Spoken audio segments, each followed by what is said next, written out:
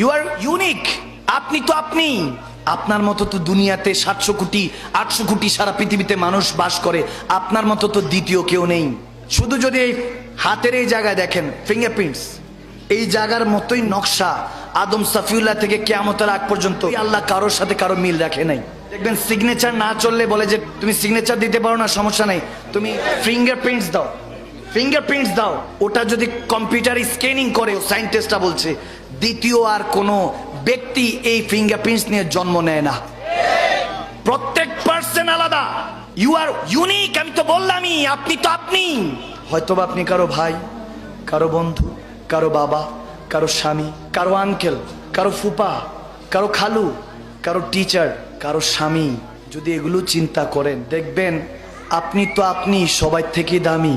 আপনাকে এত কিছু মনে করি, কিন্তু আপনি নিজেকে কি মনে করেন? ঘরে গিয়ে যদি দেখেন মিরর, আয়নার সামনে চোখে চোখ রেখে যদি নিজেকে ভালো মানুষটা না বলতে পারেন, নবীর আশেক না দাবি করতে পারেন, তাহলে এই জিন্দিগির কোনো দাম নেই।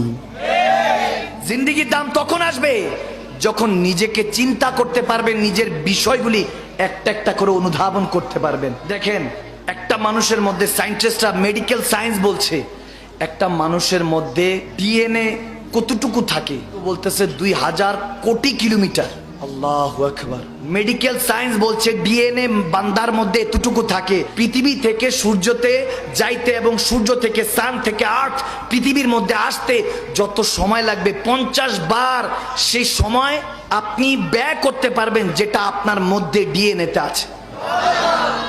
একটা হেডফোন কয়েক গজ, যখন সেটাকে পকেটে রাখেন, বের করেন বা ওটাকে খুলতে যান, দেখবেন 2-3 মিনিট লাগতেছে। বলবেন যে এরা এত প্যাচ লাগে কেন? তখন হেডফোনের মধ্যে একটা স্ল্যাং ইউজ করে বলেন যে হেডফোনটাও জিন্দিগির মতো খালি প্যাচ লেগে থাকে। একটা হেডফোন সামলাতে পারেন না বান্দা, আর শরীরের মধ্যে ডিএনএ 2000 কোটি কিলোমিটার। আপনার মধ্যে কোনো প্যাচ খায় না। কে তিনি? যিনি এই সমস্ত কিছু আপনার মধ্যে ধাবিত করে রেখেছেন। বান্দা, একটা গভীর মেসেজ, গরুর গোশতের টুকরোয় আল্লাহু দেখলে খুশি হয়ে যান, পাতার মধ্যে, আসমানের মধ্যে, মেঘের মধ্যে আল্লাহু লেখা দেখলে খুশি হয়ে যান। বান্দা, মানুষকে দেখেন, মানুষই হলো সর্বশ্রেষ্ঠ প্রমাণ আমার রব্বুল আলামিনের জন্য, ঠিক না?